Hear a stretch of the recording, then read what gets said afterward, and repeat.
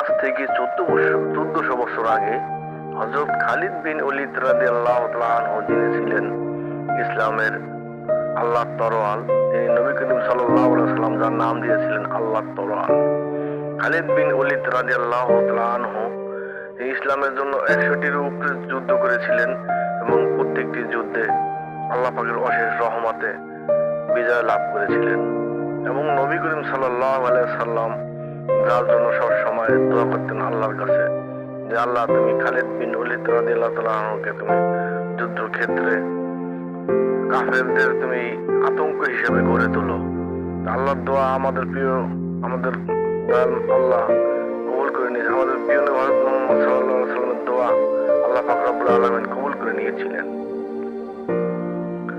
তখন থেকে পুরা মধ্যপ্রাচ্য সহ সমস্ত এলাকা দাবি বেরিয়েছিলেন খালিদ বিন ওলীদ রাদিয়াল্লাহু তাআলা আনহু।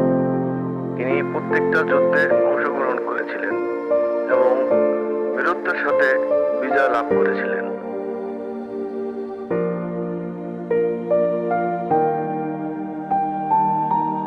বন্ধুরা, দয়া করে আমার ভিডিওটি ভালো লাগলে চ্যানেলটি প্লিজ সাবস্ক্রাইব করবেন, দয়া করে সাপোর্ট করবেন।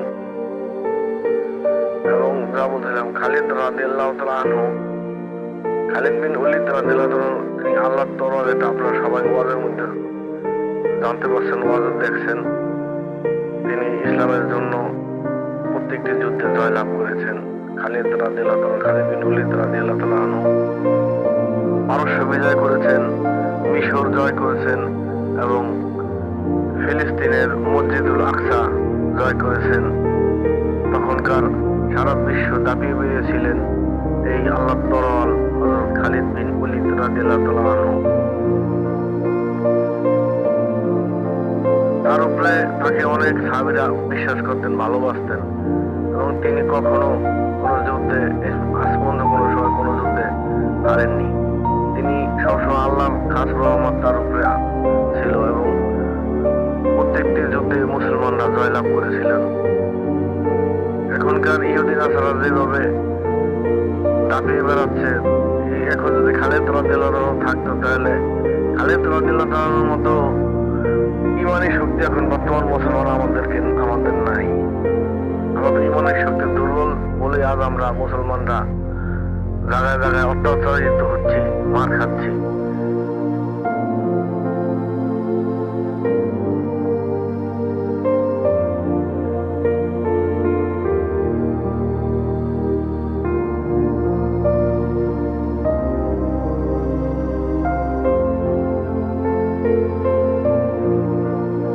খালিদ রাদিয়াল্লাহু তাআলা আনহু তিনি নবী করিম সাল্লাল্লাহু আলাইহি ওয়াসাল্লাম একদিন খন্দকের যুদ্ধের সময় যখন একটি পাথর পড়েছিলেন, সাহাবীদের পেটে অনেক ক্ষুধা, তারা খন্দকের যুদ্ধে করতেছিলেন।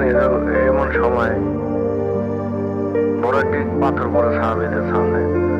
তখন সাহাবীরা পাথরটা উঠাতে পারছিল না। তখন নবী করিম সাল্লাল্লাহু আলাইহি ওয়াসাল্লাম গিয়ে 3টা বাড়ি দিলেন পাথরের উপরে এবং তিনি মুসকে মুসকে হাসলেন যে তিনি দেখলেন যে ওই ইসের দরজা মুসলমানরা বিজয় লাভ করেছেন এবং 3টি কথা বললেন। 3টাই নবী করিম সাল্লাল্লাহু আলাইহি ওয়াসাল্লাম ভবিষ্যৎবাণী আল্লাহ পাক সত্য হয়েছে, সত্য করে দিয়েছে। এবং তখনই হযরত খালিদ রাদিয়াল্লাহু আনহুর কথা বলছেন তিনি, সারা বিশ্ব মুসলমানদের আনার একদিন আসবে, বিজয় হবে, ইসলামের বিজয় একদিন হবে ইনশাআল্লাহ। বিজয় হয়েছে, সারা বিশ্ব মুসলমানরা শাসন করেছিল।